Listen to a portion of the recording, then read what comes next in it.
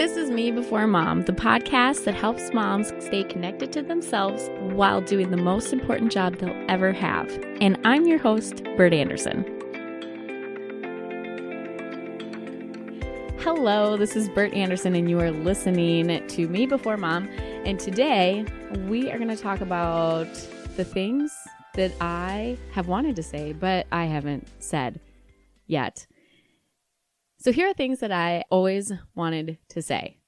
If I could dispense some sort of wisdom to anybody on social media, Facebook especially, it would be to just keep your mouth shut about politics and religion and any other very dividing topic out there, because I don't think anybody has ever changed their political opinion or their religious affiliation based on a Facebook post ever. And those posts just get like really just dramatic, and people spend hours of time. And how do you have hours of time to defend your point to somebody you don't even know on Facebook? So just stop. Don't do that. Let's see. Another thing that I've always wanted to say, and it just drives me crazy, is how as women, not even as women. So everybody kind of wants to have their own like 30 seconds of fame, because it's not 15 minutes anymore. It's really only 30 seconds. So now you see these people filming and recording things and capturing things because they're trying to capture that viral post. And it's so ridiculous, because you're like, this is 100% staged. How can this really be real?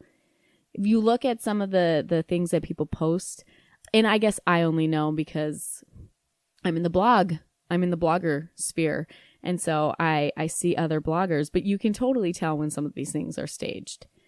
And because when does anybody have time to grab their camera? For example, the other week, my dog, Groot, he is a almost 1-year-old beagle, encountered his first gardener snake.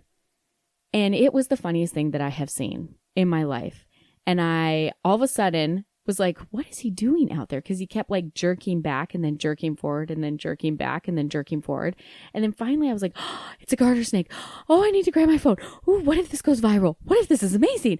And I don't know, maybe I'm the only person who thinks this way, but I'm pretty sure I'm not the only person that thinks this way, because I've had conversations with my friends. And if you are my friend and you're listening to this, we've had this conversation, you can just nod your head in agreement, because you and I both know that we've talked about this.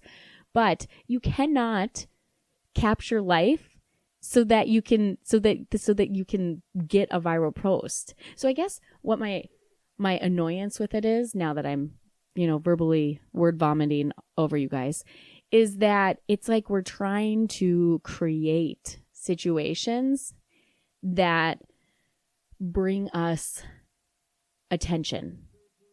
And like, you can tell, I mean, how many times have you posted, I don't know, a status, or you've posted a picture or a video on your Instagram account or your Facebook account, and you just kind of like watch it to see, like, has anybody seen?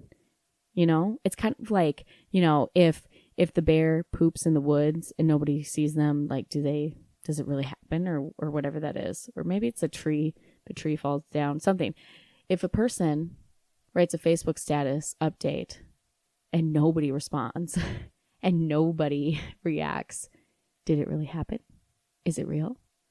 I don't know. I just think we're looking for this validation all the time to we're kind of like these like little, puppies, like, oh, love me and tell me I'm wonderful and like my post and tell me you're so happy for me. And I don't know, why are we looking for that validation?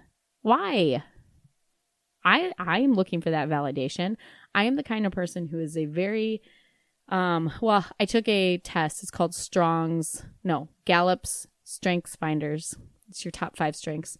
One of my strengths is the strength of positivity. When my husband found this out, he was like, are you serious? You're like, you can be one of the most negative people that I know.